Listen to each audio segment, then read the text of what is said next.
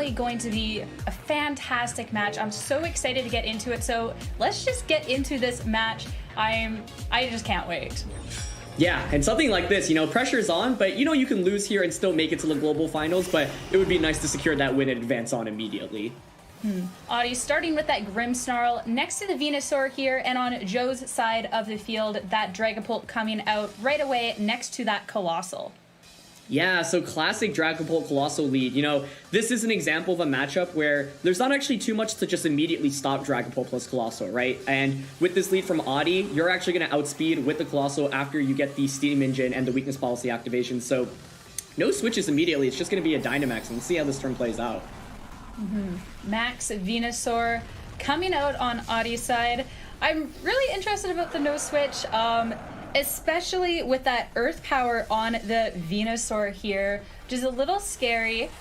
Joe's going to go ahead and Dynamax that Colossal right off of the bat here. Both players looking to put some pressure out on the field.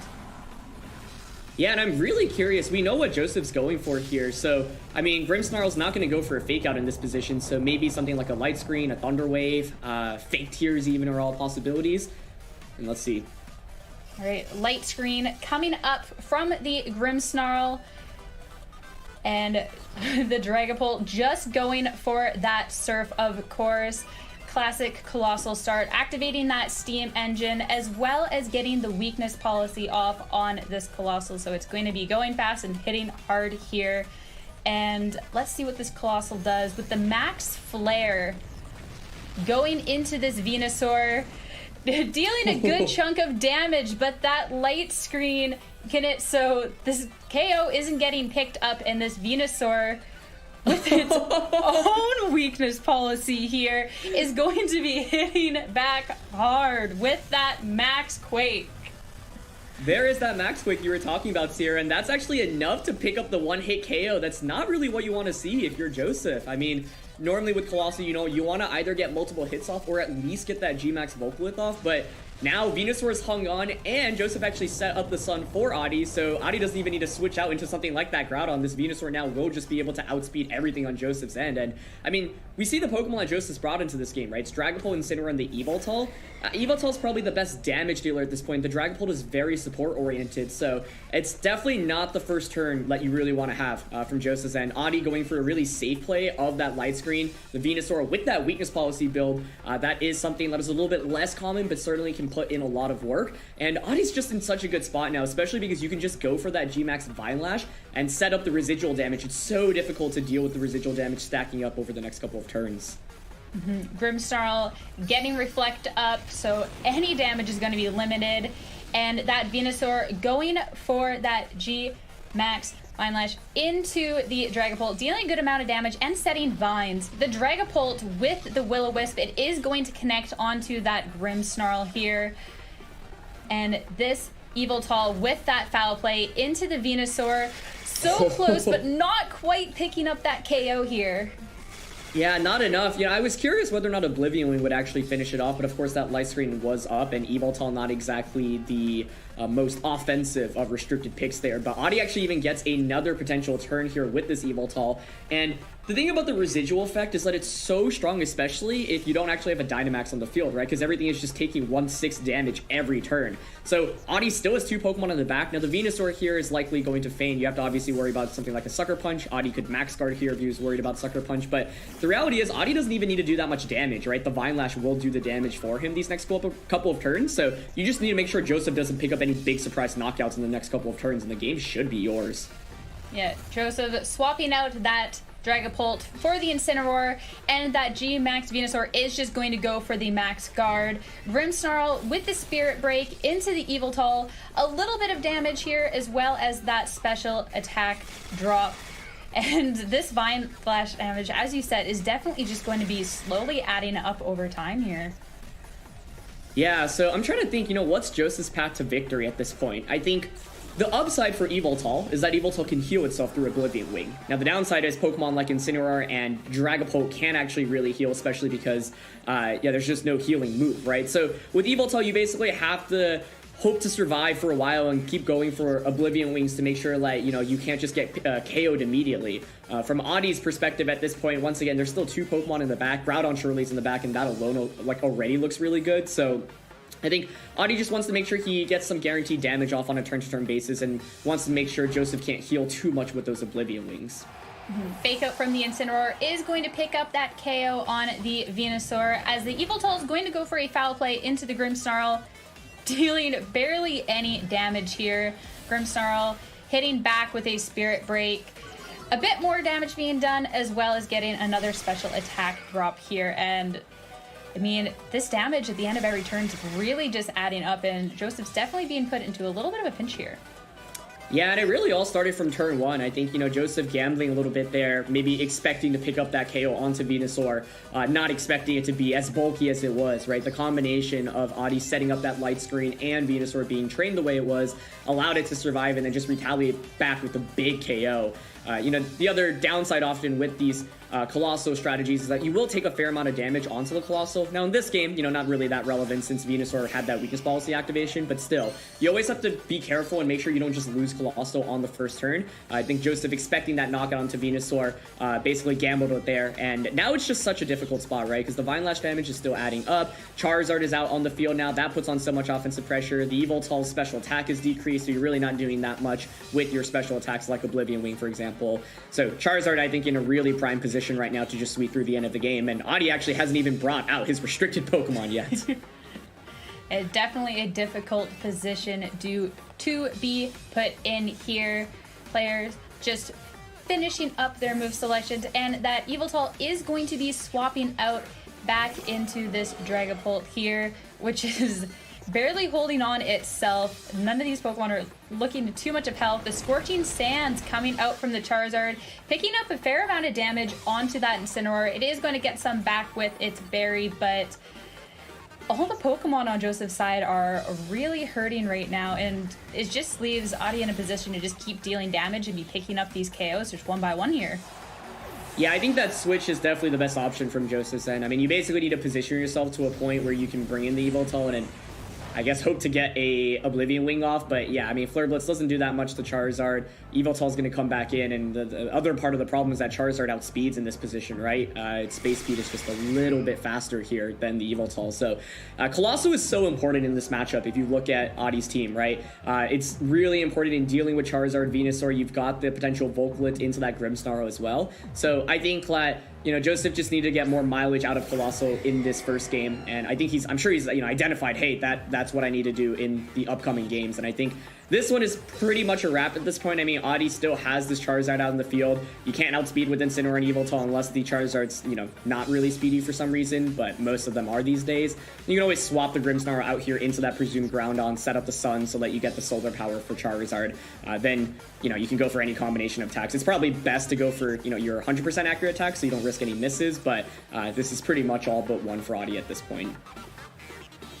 An Ancient Power coming out from that Charizard here is going to clean up the KO on that Yveltal here.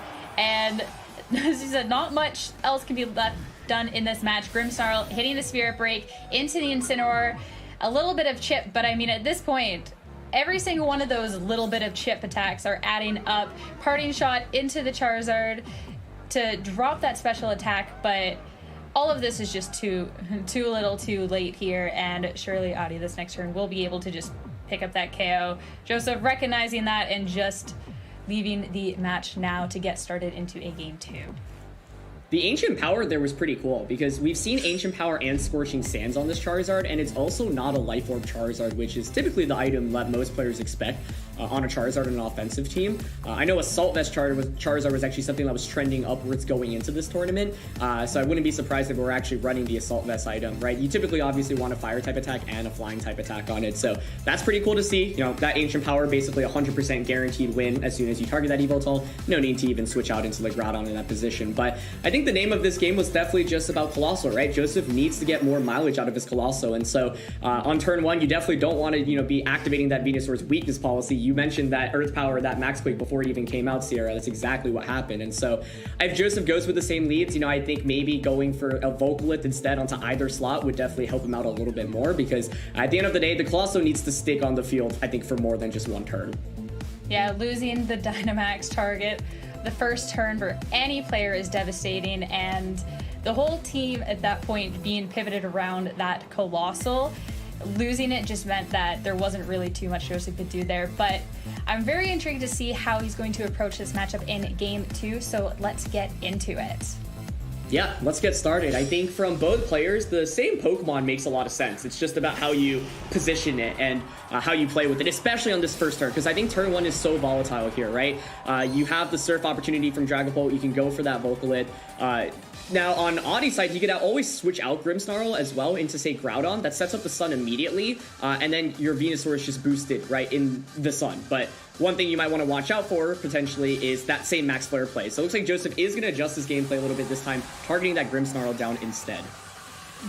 On Audie's side, going for that Max Venusaur yet again here. As you mentioned last time, the Colossal not being able to get the Vocalith off to be dealing the rocks damage. Joseph also recognizing that and going for that setup. I mean, that damage just adds up so much over time here. I'm interested to see where the Venusaur targets, if it's going to be targeting back into the Colossal. What's nice this time around is Joseph not targeting into that Venusaur. It means that there's actually going to be no weakness policy activated. And with the bulk that we've seen on the Venusaur, not sure if it'll pick up the KO despite how much any ground move does to this Colossal. Yeah, that's a fantastic point there. So I think, you know, Audie going for that light screen makes sense. You know, like, Colossal is specially oriented. Might as well just guarantee you don't take too much damage in the next couple of turns. Surf still does so much damage to that Colossal to get things started. But I definitely like Joseph's adjustment here this time around, realizing, hey, that Max Flare is not going to KO Venusaur if light screen goes up on turn 1.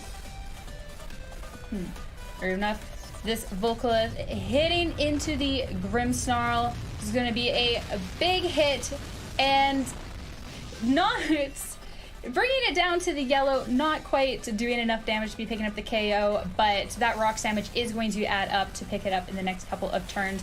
Max Quake here, hitting into that Colossal, 44 HP. This Colossal gets to stick around for a second turn in the second game here, and I think that is going to be huge going forward. Yeah, that's absolutely huge. I mean, one of the questions I really have here is how the Venusaur is trained, because given how well it took that Max Flare, you know, in Game 1, I wouldn't be surprised if it was like a super, super bulky variant, given that it's a weakness policy variant as well. So definitely curious about that, but I think Joseph in a much better spot than he was after turn 1 of last game, where you've gotten the Vocalith up now. You see he's opting for that light screen, which I think is a great option because Audie has Venusaur. He's probably got that Charizard in the back as well. I like the Max Guard play here just to make sure Colossal survives another turn. And yeah, we'll see if Audie reads into this Max Guard. Grimmsnarl taking the opportunity while it's still on the field to be setting up a Reflect as well, getting both of those screens up. The Dragapult as well setting up a light screen. I like the setup from both of the players here, just getting those screens up. The Venusaur going for that Vine Lash into the Colossal, looking to pick up the KO, and unfortunately with that Max Guard, nothing's going to happen as well, not getting that Vine Lash damage set up as it did in the previous match. So this is really interesting because that was a great Max Guard from Joseph's end. And I mean, in all fairness, Audie at best could maybe go for a Max Ooze or a Vine Lash onto like the Dragapult slot, but that's not going to pick up a KO anyway. And I don't think the residual Vine Lash damage actually would have finished off Colossal, so, you know, wanted to put on the pressure against the Cole. But now Groudon is out, right? You've set up the Sun, but the Dragapult has Will-O-Wisp here, so burning Groudon in itself is already huge. Colossal here, I think, likely will actually outspeed in this position as well, so we'll have to see how both players train their Colossal and Venusaurs respectively. But if Joseph gets one more attack off here with Colossal, it's absolutely huge, and this Will-O-Wisp is also honestly a really big deal because Groudon normally is something like, you know, you want to get out, maybe get a couple of Sword Stances off with and sweep with, but the combination of Will-O-Wisp from this Dragapult plus that foul play from the Yveltal in the back means that Groudon is in a much more compromising situation. So that's exactly why Audie probably has him prioritized it in this set, right? And not just lead it and try to Dynamax on turn 1, because, you know, the opposing Dragapult has that Will-O-Wisp. Groudon just swapping out right away here, going into that Charizard to make sure the Will-O-Wisp is not going to do anything. This Max Flare hitting into the Venusaur, and so close to picking up that KO. Of course, that light screen reducing the damage, but the Max Flare getting some more damage with the sun, but not quite there, and it will activate that weakness policy. The Vine Lash hitting into the Colossal, finally taking it out and setting that Vine Lash damage for the turns to be coming up here. Yeah, finally gets the knockout, but you know, in game one, Venusaur managed to knock out Colossal in one hit. This time around, it took 3 hits just to knock out the Max Colossal there. So the Charizard switching is nice, you know, doesn't get burnt there in the end. And Venusaur is actually going to hang on a little bit after the Volcalith, but you can see why Colossal and Venusaur are such top picks in this format, right? The residual effects just add up so much here in the late game, and I think Joseph has really maneuvered this early game quite nicely. And what's tough for Adi now is, you know, where is the damage actually coming from in this late game? The Venusaur is very close to fainting at this point. Charizard here, you know, does have the sun up, but not going to do that much damage into an Incineroar and Dragapult, and Incineroar right now nicely also has Fake Out pressure, so you can choose to Fake Out either target here. While Dragapult's not doing that much damage, you know, you can just safely go for breaking swipes at this point. As soon as Groudon comes in, you might want to burn that, but the main thing here is that Joseph still has that Yveltal in the back as well, and I think that he's definitely positioned himself better this time around because Colossal was able to put in so much more work. And especially as well with all the ways to be reducing damage from Adi's side on Joe's side here. Now that the Venusaur is going to be is so low, so either it's going to switch out or it's going to get KO'd on this turn here. The Fake Out will be going into that Venusaur, so one of the main ways of applying pressure is being taken out here. The Dragapult going for that Breaking Swipe, dealing a nice little bit of chip damage here. Attack Drop not going to be relevant on this Charizard, and an Air Slash coming out from the Charizard into the Dragapult, also picking up some chip damage, but a nice little chunk of damage being taken away from the Soil Power, and all of these lasting effects really putting in a lot of work here. Yeah, absolutely putting in a lot of work, and I think the tough thing here is that Adi's Charizard, you know, Charizard's already a frail Pokemon, right? And it can't really heal itself either, so each turn just adds up, and then Solar Power just hurts the Charizard even more, right? So it's basically losing over a quarter of its health in each turn, and it's just adding up so quickly. So, you know, Adi still has that Groudon in the back, but with Joseph with that Yveltal in the back now, I think it's just in a really, really tough position because this Dragapult, with that Will-O-Wisp, you know, if you just burn that Groudon's not going to do any damage against this Yveltal in the late game, and then Yveltal should really be able to just power through at this point. So, yeah, I think the main thing here is that Venusaur this time around didn't do as much as Adi probably would have preferred. Joseph kind of timed how he played that Colossal really well. Max Guard turn 2 was so smart, and then by bringing out the Groudon, like Adi put himself in a really weird spot, right, where it was like you don't want to take that Will-O-Wisp, but then he just switched back out, and that Sun resulted in the Venusaur taking even more damage. And so this is the thing, Colossal is actually really good in this matchup. You just have to make sure you don't get one shot by like that Max Quake from Venusaur or a potential Max Quake from that Groudon. Definitely one of those things that makes Colossal such a dangerous team to be facing off against. Sure enough, that Yveltal hitting the field for the Incineroar here. Groudon just going for a Protect, not wanting to risk that Will-O-Wisp here. So surely this is not going to connect. And let's see where this Charizard is targeting. Just going for a Heat Wave. Not 3 HP left on that Dragapult. So close picking up the KO. Oh, but the residual effect is going to clean it up. Vine Lash still kicking around and is going to just finish up that KO that Charizard couldn't quite get here. Definitely the best play possible from Adi's end. I think, you know, you're able to bypass and the Will-O-Wisp also get a KO onto that Dragapult, so the combination of that Heat Wave plus the Vine Lash is enough. But the thing is, now Joseph gets a free switch into that Incineroar. Even a single Intimidate onto Groudon makes Groudon feel really, really sad, honestly. This Charizard's about to faint as well. So Adi here just going for, or Joseph going for the safe option. Fake Out onto the Groudon, preventing him from getting a potential Swords Dance or just a Rock Slide off. Sucker Punch here will finish that Charizard. And then you've effectively got a 2v1 with Incineroar and Yveltal against a -1 Groudon. You know, Groudon actually can do good damage into Incineroar and Yveltal, especially with something like Rock Slide, but even a single Intimidate just makes it do so much less. And Incineroar and Yveltal are such a bulky Pokemon where I think a intimidated Groudon is not going to win this endgame scenario, especially because what's awkward is, you know, let's say Yveltal didn't have Swords Dance, then maybe your win condition is to get 2 Swords Dances off and then just click Rock Slide, or even a single Swords Dance and a Rock Slide. But because Joseph has that foul play on the Yveltal, you can't even go for that as a win condition. The fake out going out on the ground on here, and the sucker punch, as you said, connecting with that Charizard, going to pick up that KO, leaving these players in a 2v1 end game here. And you said this is definitely not looking too good for Adi here. I mean, Groudon is such a strong Pokemon, just not in this position. Yeah, definitely not. I think with Groudons in Series 8, you typically either want to pick up a lot of damage or get a Swords Dance off in an opportune time, but once again, not very easy to do that in this matchup, and I like what Joseph's going for here. You should always just Oblivion Wing. Do not risk the chance of a Groudon getting a critical hit Rock Slide onto the Evoltal, because that's actually how you can lose the game right now. So just make sure you keep healing up. I think with that recovery, even if Rock Slide crits, I'm thinking Evoltal might be able to survive just because it's such a bulky Pokemon. It's really just your best option here. Oblivion Wing heals so much, and yeah, Evoltal comes to shine here. Let's see how much it does to that Groudon.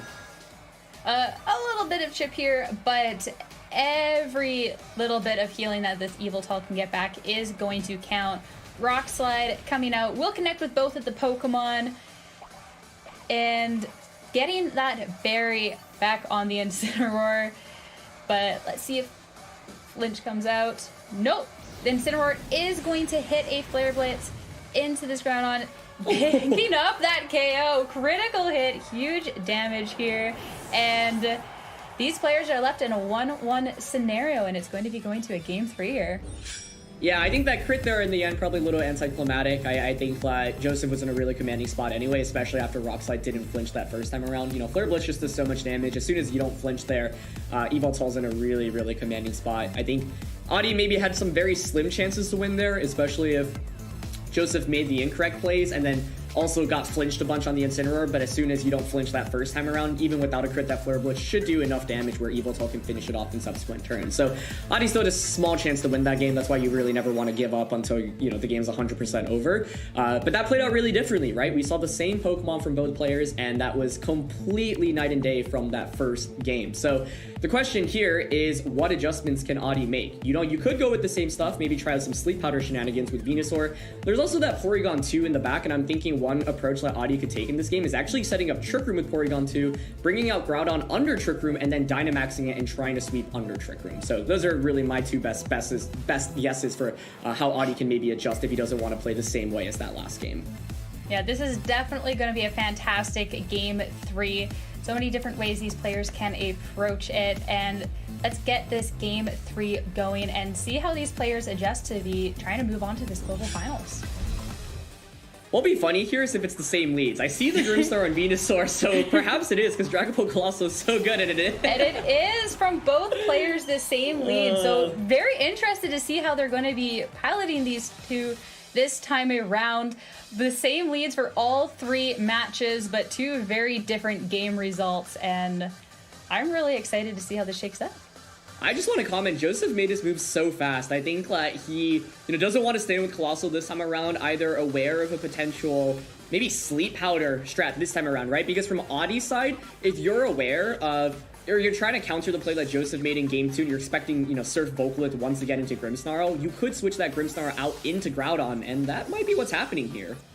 Sure enough, that Groudon coming in for the Grimmsnarl here, getting that Sun set up so the Venusaur with the Chlorophyll ability can go lightning fast. Colossal swapping out as well, going into that Evoltal, and let's see what this Venusaur decides to go for here. And it is the Sleep Powder coming out. It is going to connect here onto the Evoltal. And I mean, fantastic that it didn't hit into that Colossal, but you never want one of your Pokemon to be put to sleep on the first turn.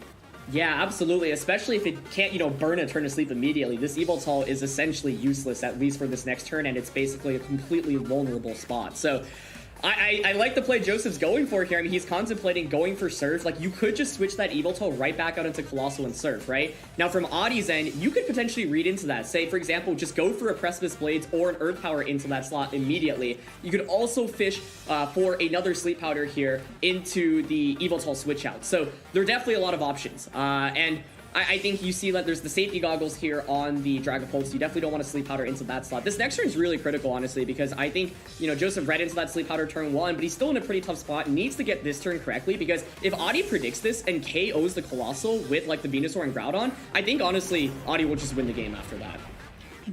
Colossal swapping in. The Groudon, though, is going to be swapping out here, going into that Charizard. It's all going to be up to what this Venusaur does. Earth going Power for the comes Earth out. Power, Oh, but it's in the into the Dragapult. This Colossal, that would have been a devastating Earth Power into that slot if Adi got that prediction. But instead, this Dragapult able to hit the Surf and set up this Colossal with that Steam Engine, getting that weakness policy, and that Colossal with the free swap in here was absolutely huge. Yeah, I was thinking, you know, Adi was in a position to really punish this switch, but he probably didn't want to get hit by a Will-O-Wisp from that Dragapult. Wanted to position the Charizard in. Joseph, on the other hand, makes this really nice play, gets the Colossal in safely. That was such a high-risk, high-reward play, but man, are we seeing the reward pay off right now. Joseph somehow managed to get Colossal with Steam Engine, Weakness Policy activated, and the Sun is up right now as well, so you let those Max Flares do even more damage. And, you know, Adi this time around didn't get that light screen off immediately, so really, really smart positioning there from Joseph's end. This is still far from over, though, from Adi's perspective. I think this next turn, what's curious is, you know, do you just go for the Dynamax on Venusaur, or do you actually just launch a Sleep Powder into the Colossal slot? The Yveltal, you know, sleeping in the back means that it's going to be relatively useless for quite a while in this game, and if you're able to actually put this Colossal to sleep, that'd be a huge deal. Charizard swapping out on Adi's end, going into that Grimmsnarl, as this Colossal is going to get the opportunity to make a big hit into it. I mean, as you said, that light screen didn't go up on Adi's side at the beginning of the game, so the damage from this Colossal is going to be huge. So let's see what Adi goes for here. Vocaloid just coming out immediately, so obviously, you know, getting those residual effects off immediately. Targeting the Charizard slot there, you know, that KO's Charizard if Charizard stays in. If Grimmsnarl comes in, well, it just took as much damage as you saw. It is going to be Sleep Powder, so no max on the Venusaur, and it actually connects with the Colossal, so this is a really interesting match where, like, Joseph's gotten the Colossal activated, but now the Colossal and the Yveltal are asleep and haven't even, you know, taken a turn of sleep yet on either's end, and Adi still has his Dynamax to play with. The Rocks damage is going to be hitting into these two Pokemon, though, picking up that KO on the Grimmsnarl. So Charizard got to get out of danger's way, but the Grimmsnarl going down instead. So there's going to be no screen set up on Adi's side at all for the rest of this game. So the Colossal getting to stick around for another turn, but being asleep, I mean, Joseph's gonna have to get a little lucky here with the sleep turns, or potentially even look to swap to preserve it. I mean, you never want it to go down, but at the same time, it's not going to be doing much here. Yeah, and I to explain, you know, both plays, I think that was a smart play from both ends. Joseph didn't want to take a, like, for example, if Charizard maxed last turn and then just max Quake into Colossal, that could be a disaster, right? So Joseph wants to cover for that option. You can't cover for the Sleep Powder and the Charizard max option, so it just goes with the safer one in Charizard. I mean, if Sleep Powder misses from Venusaur there from Adi's end, I think Joseph actually probably just wins the game. So Adi made the right play in switching out, getting that Sleep Powder off, but now it's a really interesting spot for both players. Colossal burning that first turn of sleep. Earth Power from the Venusaur, hitting into it. The Dragapult firing back with a Breaking Swipe, just getting a bit of chip off. And it's going to be big what this Gigantamax Charizard goes for. The Airstream, trying to get a little bit of the speed control, hitting into the Dragapult, bringing it right down, but not quite picking up the KO here, but getting a bit of speed control on his side of the field. Yeah, and Adi's side is just, you know, running dangerously low on HP right now. The Volcalith effect, once again, is just so good, and this Charizard taking a beating from both the Volcalith and the Solar Power. Venusaur also, you know, getting dangerously low as well. So, Colosso did take a turn of sleep there, so if Adi doesn't address it right away, I mean, it can just wake up here, and if it actually gets another attack off, it feels like it's in such a commanding spot. But it looks like Joseph's actually contemplating a potential switch here. So I think the... okay. He's looking for the double switch, which is certainly an interesting option here. I mean, you it's such a weird spot to be in right now, right? Because Joseph just doesn't have that much damage on the board, but Audie's field is also slowly fainting from the Vocalith damage. And so, yeah, he is actually going to switch that Colossal out, which I have to say I wasn't expecting, but I think definitely can make some sense, especially if you're worried about just getting KO'd before the Colossal can attack. Yeah, that Yveltal coming out onto that slot. Last turn, that Venusaur did target an Earth Power into that slot. So the Venus... I don't know what the Venusaur could do here. The Incineroar swapping in for that Dragapult. So there can be a little bit of fake out pressure on the field next turn. Let's see how this shakes up. The Venusaur with the Earth Power not targeting into the Colossal slot, but instead looking to get that KO on the Dragapult slot. So Incineroar taking some damage, but the Charizard going for the Quake into the Colossal slot, and nothing's going to be happening from that Charizard this turn. Yeah, that's such a good switch in from Joseph's end. To deny any potential boosts and waste a turn of Max is really, really sweet. And now Audie still has one more turn of that Max on his end on Charizard, but yeah, I mean, Joseph's gonna need to definitely get some wake up soon enough with this Colossal, but the switches definitely are a start, right? Audie can't really cover for every single option. For example, yeah, it's really tough to go for an attack that gets you guaranteed damage off. What's also interesting is even if you go for the Wildfire in this game, Incineroar and Colossal actually don't really take that residual damage, and so Wildfire a little bit less effective here as a result. So this is going to be a really interesting finish. This definitely feels like the closest game out of the three that we've had so far. I honestly really have liked how both players have approached this game. It's been really high risk, really high reward, and those opening turns definitely put us in a really interesting endgame now. Audie switching up that Venusaur, going into that Groudon, getting that Sun set back up here. As the Yveltal is also going to go for the switch back into that Colossal. It's still asleep, but it did get that one turn of sleep burnt off earlier. Quake coming out from the Charizard, hitting into that Incineroar, bringing it real close down to the red, but not quite picking up that KO either. Yeah, and that's why you see Life Orb so often on Charizard, right? Able to just do the extra little bit of damage that you need to actually pick up some KOs, but it's a really big survival there from Incineroar. It's able to heal back up and get that parting shot off, and that's actually so critical because we know that Audie has that Groudon, right? And so if Incineroar fainted there, you don't have Intimidate for that Groudon anymore, but now you're able to conserve the Incineroar, bring it back out for another Intimidate. So yeah, I mean, I think it felt really, really tough if that actually faints there. Now, Joseph's Pokemon are still sleeping. He hasn't really burned too many turns of sleep either, so needs to get some quick wake-ups, I think. But Audie has also taken so much damage across the board, especially on that Charizard and on that Venusaur. And, you know, Groudon coming in and taking that Volcalith will chip it away at it as well. So the Volcalith has just done so much work for Joseph in this game. While his Pokemon are sleeping, he's made some nice defensive plays to let that damage kind of add up real quickly. So it's going to be really interesting to see how long these Pokemon stay asleep for. I mean, you can always get unlucky here and have them sleep for quite a few turns here, and they haven't, like, as you said, they haven't really burnt off too many turns of sleep yet. The Colossal has burnt off at least one, so it's going to be interesting to see if either of them get the wake up. All right. I'm curious here. Yeah, I'm curious if Groudon goes for like a Swords Dance at any given point. It might be nervous too, right? Because you're worried about the Yveltal just waking up after your turn. Let's see, you Swords Dance, and then Yveltal can just foul play you and potentially pick up a knockout. So it might just go for a Rock Slide instead. Doesn't want to deal with those sleep turns. All right, Groudon just going for the Rock Slide here. Dealing a good amount of damage down to that Yveltal here. And the Yveltal is still sleeping. There is still Incineroar and that Dragapult in on Joseph's side here. Both of them really low, but the Intimidate pressure and the Fake Out pressure that this Incineroar offers is really nice.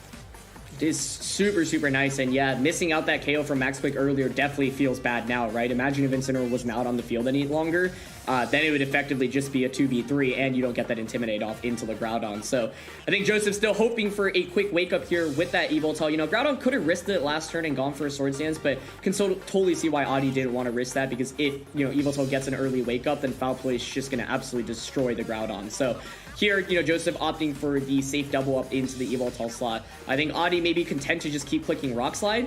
This is going to be a really close finish. I mean, similar situation to the endgame of last time, but now Adi does have a couple of more resources. You could potentially withdraw that Groudon out into that Venusaur, but that's really risky, right? Because then you might be at risk of a double KO. Fake out into the Charizard.